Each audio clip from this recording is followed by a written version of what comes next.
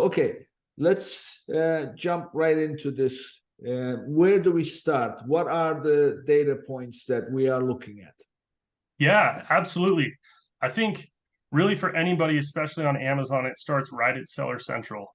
A lot of the information that you need in order to manage your brand, or quite literally all the information you need to manage it at a kind of basic level, is there within Seller Central.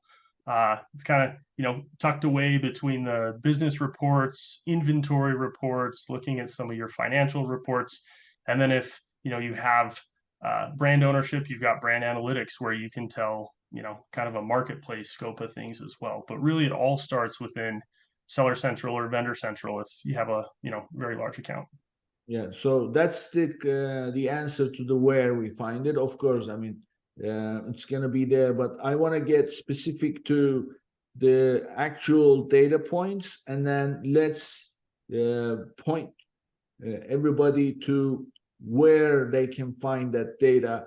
And more important, what is the time frame to look at for that Yeah, data? Because yeah, that's the absolutely. biggest thing, right? So it keeps moving. It's not static, so it's always going to be moving. So let's tell everybody, what are we looking at, during what time frame, and where do we find that data?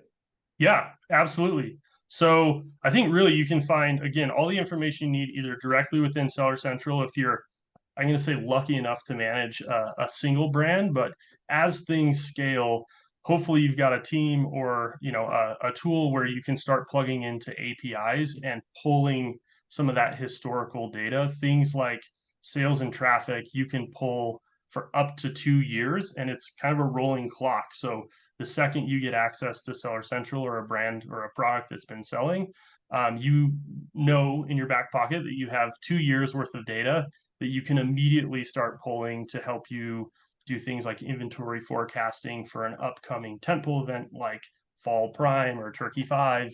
But the biggest place, yeah, is right there within Seller Central. And if you're somebody who's looking at trying to get into Amazon and you don't have access to Seller Central, there are some really great tools like Helium 10 or Jungle Scout or even Datahawk that will allow you to kind of see what is out there on Amazon and get a competitive view of what your competitors are doing in order to understand, okay, this might actually be a vertical or a place where I can insert my product on Amazon and hopefully see some level of success. Yeah.